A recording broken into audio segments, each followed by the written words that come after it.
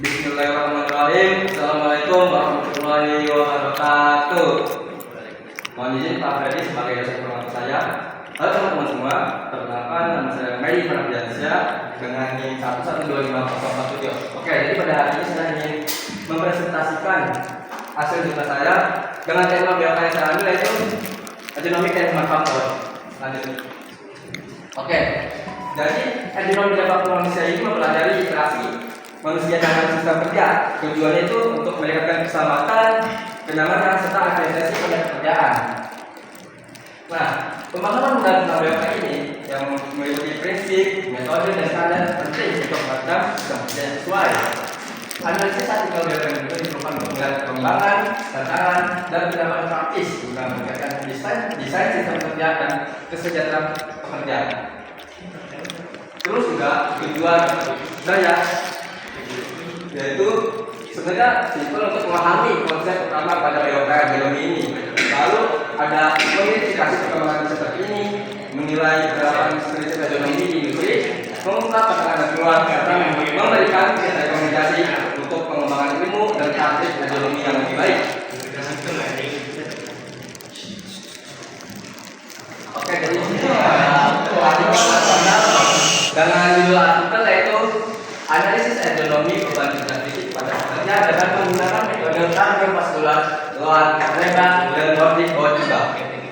Penulisan Berta Lawensa dan kawan-kawan diterbitkan tahun 2023. Oke, jadi permasalahan yang diangkat pada artikel ini yaitu penurunan produktivitas pekerja di wilayah harapan daya rendah yang terjadi akibat beban kerja fisik dan postur kerja yang tidak ergonomis. Aktivitas mengangkat dan memindahkan box secara berulang tanpa alat bantu menyebabkan ketidaknyamanan, gangguan muskuloskeletal, serta produksi yang tidak stabil serta bekerja berjam-jam.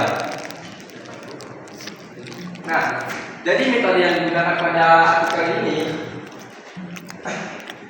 yaitu metode kuantitatif dengan pendekatan primer dari wawancara pekerja dan kemudian dari literatur. Analisis dilakukan menggunakan Nordic body map untuk menghitung reba dan CPR. Oke, teman-teman. Jadi metode Nordic body map itu kalau teman-teman perlu tahu, dia itu untuk mengukur, untuk mengidentifikasi peluang fisik pekerja pada saat sebelum dan sudah bekerja. Lalu ada metode reba. Nah, di sini tuh dia tuh untuk mengidentifikasi postur pekerja melalui foto dan video serta ini untuk mengidentifikasi juga beban kerja pada pekerja. Lalu di sini metode CPR yaitu untuk mengukur denyut nadi pada pekerja. Nah, hasil penelitiannya yaitu menentukan beban fisik yang tinggi di punggung, pinggang, dan tubuh kanan. Skor level resiko sedang dengan ketetapan pembarengan dengan skor tujuh, pemotongan dengan skor 5. Nah, rata-rata pada CPR-nya yaitu pencetakan 31,5%, pengeluaran 32,45%. Nah, di sini perlu perbaikan ya teman-teman. Pemotongannya 25,60%. Ini membutuhkan tidak keluar dari signifikan. Nah, jadi kesimpulannya pekerja harapan daya rendah mengalami penurunan fisik dan postur kerja berisiko sedang. Beban kerja diperkenakan dan perbaikan, sementara pemotongannya aman. Usulan perbaikan alat penuangan adonan, meja pemotong, troli, dan sarung tangan. Lanjut. Tadi nabrak klik ya? Tadi nabrak klik ya? Oke, di sini ada artikel internasional dengan judul artikelnya yaitu Economic Posture Assessment Attractive for Industrial Physical Human System Especially in the Living and Robotic Industry. Dan dasarnya yaitu Eduardo Crunch dan teman-temannya dan kawan-kawan yang diterbitkan pada tahun 2023. Lanjut. Oke, jadi permasalahan yang diangkat. Nah, industri 5.0 memaparkan teknologi industri 4.0 mencegah gangguan muskuloskeletal akibat stres kerja. Nah, penelitian ini berfokus pada sistem cyber fisikal lunak sistem untuk mengoreksi tindakan berisiko secara real time dan postur operator dan mengevaluasi ergonomik. Nah, pertanyaan pertama adalah apakah sistem visi mendukung prinsip industri 5.0 dan apakah koreksi postur real time berbasis data ergonomik dapat dilakukan? Oke, jadi metodenya penelitian ini menggunakan simulasi proses dengan sistem fisik komputer berbasis 3 kamera dan media tip untuk melihat postur aerodinamis operator logam saat menggunakan fotogram 5 kg dalam 1 jam. Postur yang diproduksi dengan menggunakan reba, rula, dan oras. Dengan data tersedia di YouTube, metode kesannya adalah gerakan simulasi terbatas yang belum mendeteksi berat objek otomatis. Oke, jadi reba, rula, dan oras ini, kalau reba kita tuh yang dinilai pada keseluruhan tubuh. Kalau rula itu pada bagian antara. Kalau oras itu yang dinilai adalah punggung, lengan, kaki, serta beban fisik. Lanjut, hasil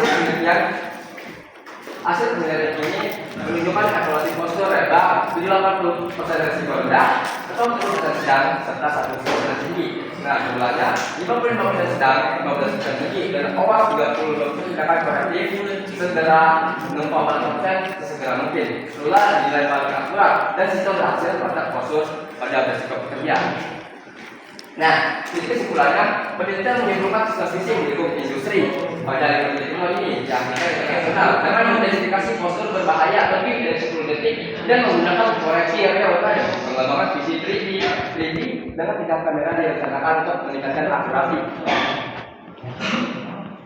Oke, jadi di sini adalah persamaan dan perbedaan pada artikel nasional dan internasional. Oke, jadi persamaannya itu kedua jurnal sama-sama membahas aerodinamik dan beban kerja fisik. Jurnal nasional fokus pada tahu goreng, jurnal internasional fokusnya pada metalworking. Metode reba digunakan ditambah Nordic body map dan CPL di nasional, serta rula dan oras di internasional. Kemudian mengidentifikasi resiko dan sama-sama memberi rekomendasi. Untuk perbedaannya, nah perbedaan utama jurnal nasional, artikel nasional dan internasional ini tentang kenal lingkup metode dan teknologi. Pada artikel nasional membahas industri tahu goreng skala kecil di Indonesia dengan pendekatannya tradisional. Sementara pada internasional yang fokus pada industri metalworking berat akan ekonomi tadi seperti AI dan sistem fisik.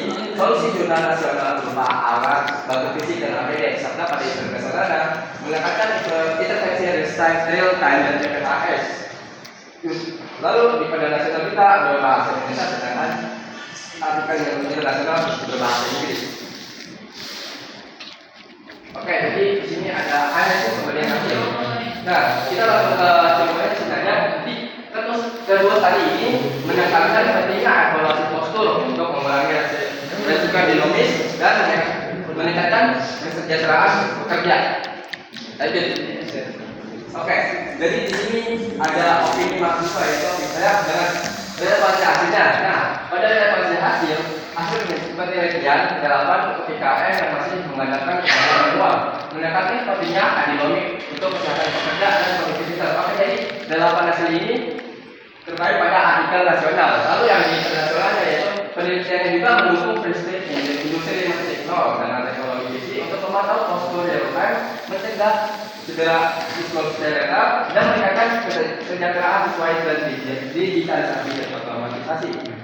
Lalu untuk potensi pengembangan studi pada artikel nasional, potensi pengembangan studi membagi dua arah, kalau fokus pada ujian dari minat dan evaluasi dampak perbaikan. Dan keluhan fisik, kognitif dan produktivitas. Analisis daya manfaat serta pengembangan alat teknologis dan pelatihan. Lalu pada artikel internasional, nah studi juga dilakukan secara kooperatif pada artikel internasional itu penelitian yang mencakup validasi sistem di lingkungan nyata, integrasi teknologi, umpan balik real time, otomatisasi ekonomis, serta analisis jangka panjang dan model prediksi untuk mencegah muskuloskeletal. Lanjut. Nah, kita langsung kesimpulan atau yang terakhir. Jadi kesimpulannya itu penelitian ini berdasarkan pentingnya ekonomi, kesehatan, keselamatan dan produktivitas pekerja. Nah, dengan metode REBA, Nordic body map, dan CPL efektif mengidentifikasi resiko, sementara teknologi fisik komputer dan AI mendukung pemantauan postur real time sesuai prinsip industri 5.0. Lalu, itu kondisi seperti modifikasi stasiun kerja, alat bantu, dan pelatihan diperlukan untuk mengurangi resiko. Oke, mungkin itu saja presentasi dari saya. Sekian, terima kasih. Assalamualaikum warahmatullahi wabarakatuh.